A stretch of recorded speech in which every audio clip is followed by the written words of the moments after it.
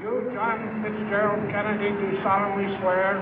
I, John Fitzgerald Kennedy, do solemnly swear. That you will faithfully execute the office of President of the United States. That I will faithfully execute the office of President of the United States. And will, to the best of your ability.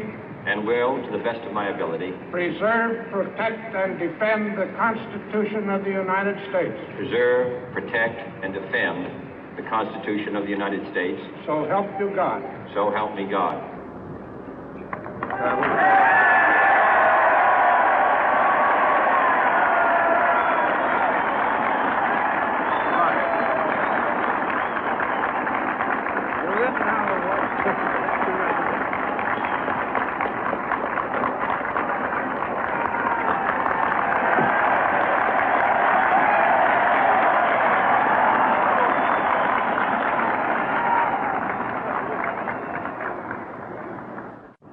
Vice President Johnson, Mr. Speaker, Mr. Chief Justice, President Eisenhower, Vice President Nixon, President Truman, Reverend clergy, fellow citizens. We observe today not a victory of party, but a celebration of freedom, symbolizing an end as well as a beginning, signifying renewal as well as change. For I have sworn before you and Almighty God the same solemn oath our forebears prescribed nearly a century and 3/4 ago. The world is very different now, for man holds in his mortal hands the power to abolish all forms of human poverty and all forms of human life. And yet the same revolutionary beliefs for which our forebears fought are still at issue around the globe. The belief that the rights of man come not from the generosity of the state, but from the hand of God. We dare not forget today that we are the heirs of that first revolution.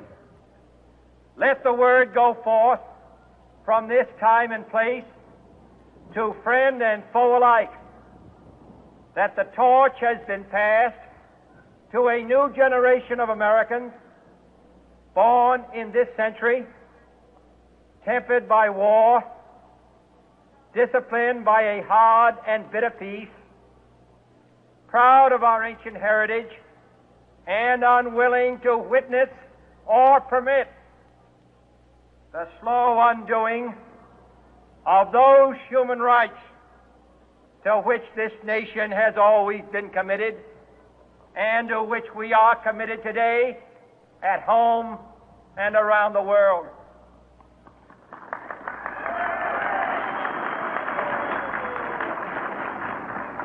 Let every nation know, whether it wishes us well or ill, that we shall pay any price, bear any burden, meet any hardship, support any friend, oppose any foe to assure the survival and the success of liberty.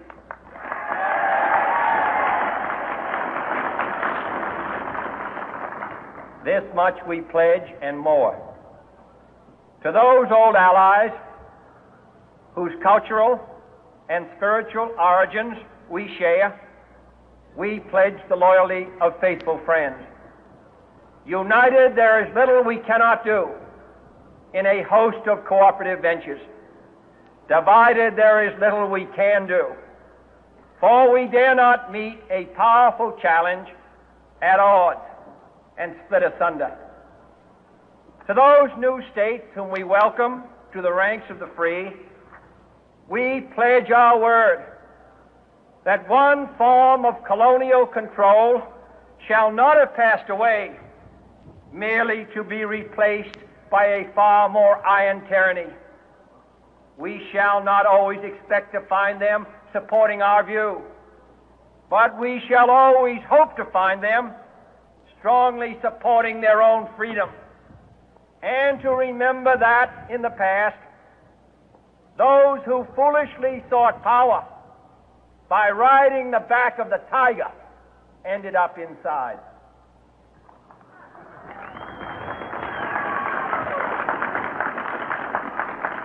To those people in the huts and villages of half the globe struggling to break the bonds of mass misery, we pledge our best efforts to help them help themselves for whatever period is required, not because the communists may be doing it, not because we seek their votes, but because it is right. If a free society cannot help the many who are poor, it cannot save the few who are rich.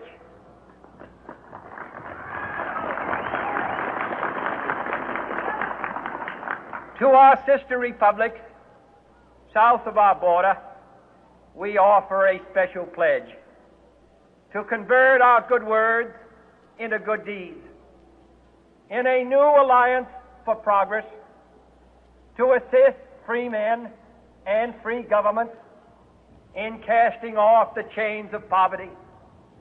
But this peaceful revolution of hope cannot become the prey of hostile powers. Let all our neighbors know that we shall join with them to oppose aggression or subversion anywhere in the Americas. And let every other power know that this hemisphere intends to remain the master of its own house.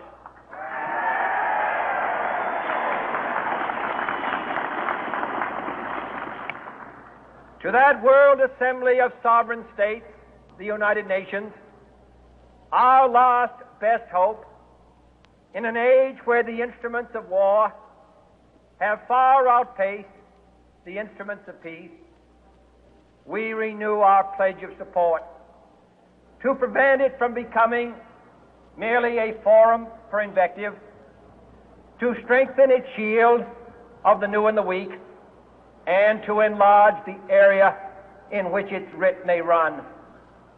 Finally, to those nations who would make themselves our adversary, we offer not a pledge, but a request that both sides begin anew the quest for peace. Before the dark powers of destruction, unleashed by science, engulf all humanity in planned or accidental self-destruction, we dare not tempt them with weakness, for only when our arms are sufficient beyond doubt can we be certain beyond doubt that they will never be employed. But neither can two great and powerful groups of nations take comfort from our present course, both sides overburdened by the cost of modern weapons, both rightly alarmed by the steady spread of the deadly atom, yet both racing to alter that uncertain balance of terror that stays the hand of mankind's final war. So let us begin anew, remembering on both sides that civility is not a sign of weakness, and sincerity is always subject to proof. Let us never negotiate out of fear, but let us never fear to negotiate.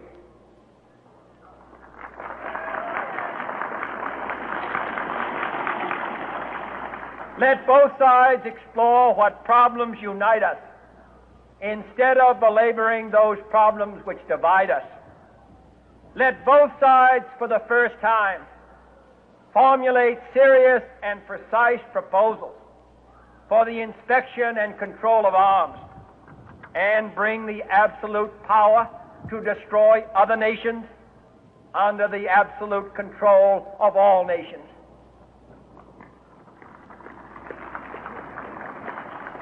Let both sides seek to invoke the wonders of science instead of its terrors.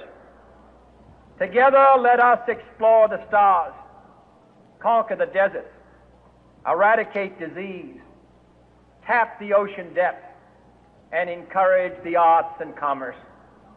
Let both sides unite to heed in all corners of the earth the command of Isaiah to undo the heavy burden and let the oppressed go free. And if a beachhead of cooperation may push back the jungle of suspicion, let both sides join in creating a new endeavor, not a new balance of power, but a new world of law, where the strong are just and the weak secure and the peace preserved. All this will not be finished in the first 100 days, nor will it be finished in the first 1,000 days, nor in the life of this administration, nor even perhaps in our lifetime on this planet. But let us begin.